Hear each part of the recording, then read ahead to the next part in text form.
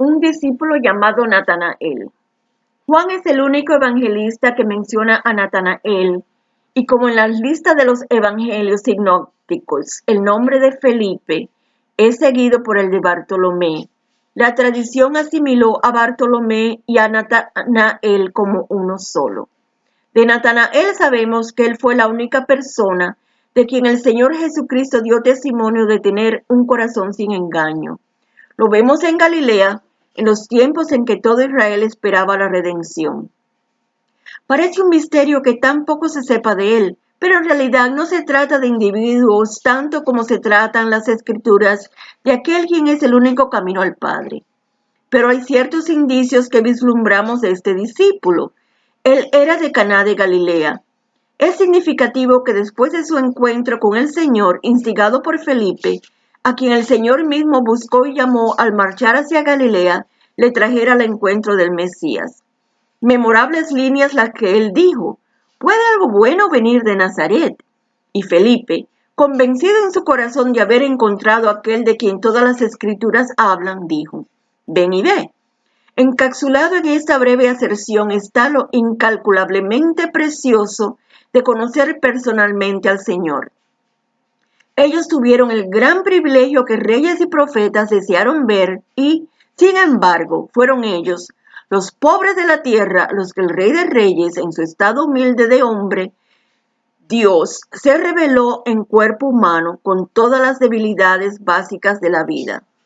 No poco tiempo después de este memorable encuentro, el Señor, su familia y los discípulos fueron invitados a las bodas de Caná. Me hace pensar que Natanael tuvo algo que ver con esta invitación. Él era de estas comunidades y el comercio y las actividades religiosas se entrelazaban entre ellas. Y el aspecto cultural de recibir otros en los hogares y hospedarlos era muy evidente, incluso lavándole los pies, que era una práctica común en ese contexto cultural y apreciado por todos. Tal vez un amigo familiar de Natanael se casaba y él quería tener al Señor incluido en las alegrías de este evento. Estas bodas no son como las nuestras de esta cultura actual. Eran celebradas por una semana y tomaron lugar cuando los discípulos recién seguían al Maestro de Nazaret, Jesús, el hijo de José, que parecía ser uno del montón, en realidad no lo era. Charlando con los demás invitados en Caná, humilde y maravilloso, compartía con los invitados sin pretensiones de gloria o ostentaciones. Pero faltaba el vino. Faltaba el vino porque todavía no había llegado su hora. Faltaba el vino porque si no procede del poder divino, no hay verdadera alegría y redención y celebraciones. Faltaba el vino porque las preparaciones para los convidados no eran suficientes. Los esfuerzos humanos no valen para proveer por la redención del hombre. Faltaba el vino porque a menos que tomemos el nuevo vino de salvación, sin su provisión de vida eterna no hay esperanza ni alegría, solamente bochorno.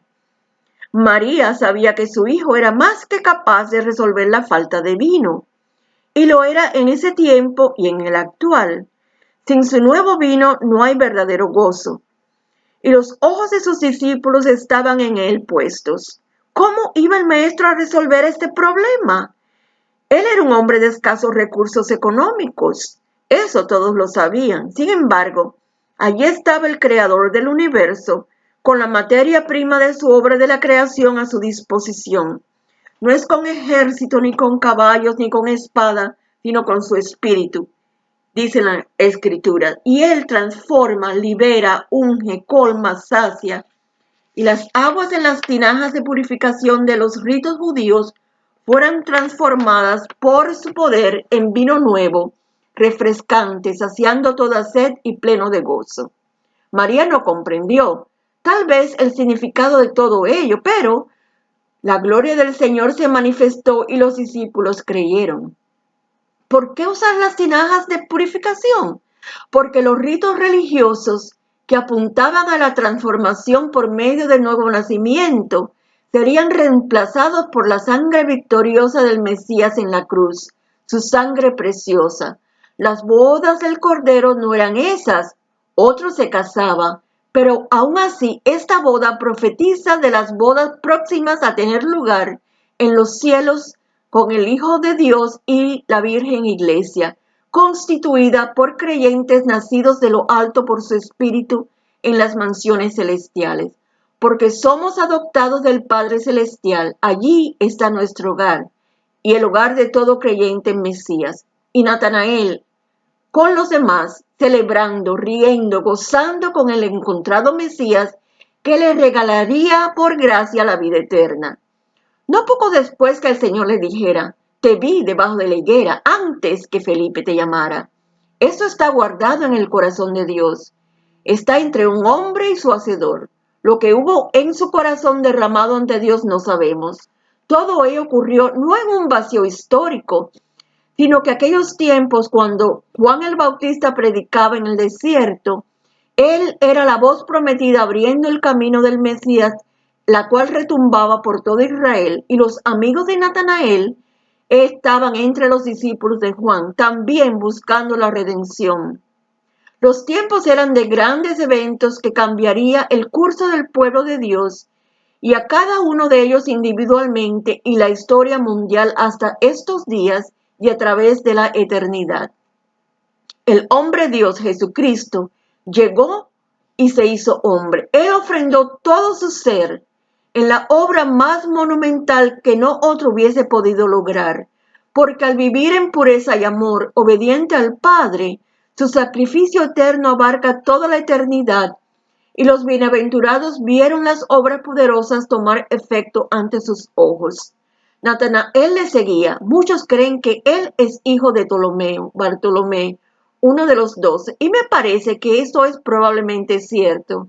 No se escucha su voz entre los demás, callado y paciente. Lo vemos después de la resurrección con Pedro y otros yendo a pescar. El Evangelio de Juan lo califica como Natanael de Caná. ¡Oh Caná! Perdida entre las ruinas del pasado, pero viva espiritualmente en el nuevo vino redentor del Hijo de Dios, el Mesías.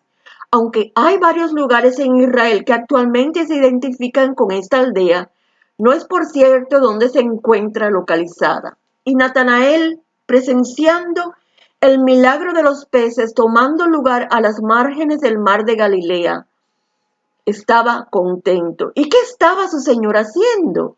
Les preparaba desayuno, les llamaba de nuevo, reafirmaba Pedro, les instruía antes de ir al Padre a sentarse a su diestra.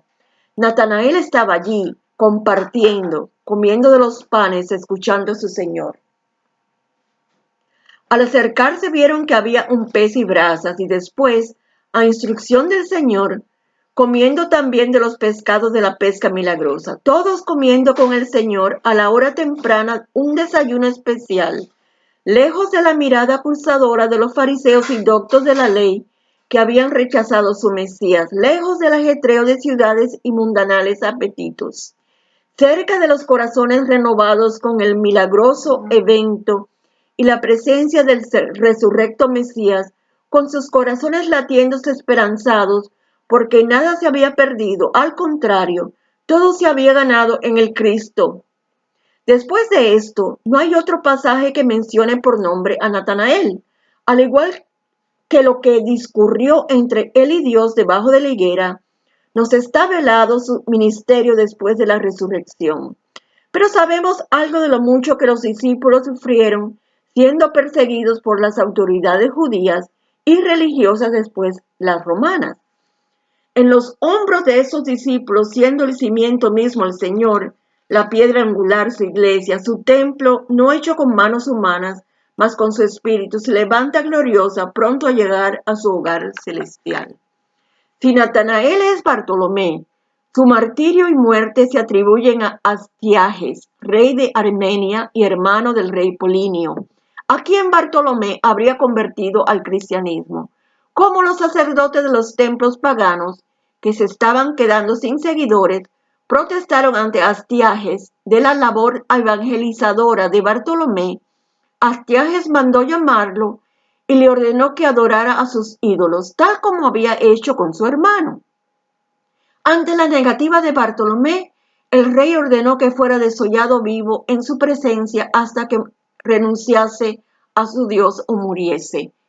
Sabemos que él no negó a su Dios, a su Cristo, a su Mesías. Muchas gracias por escuchar esta narración. Que Dios les bendiga.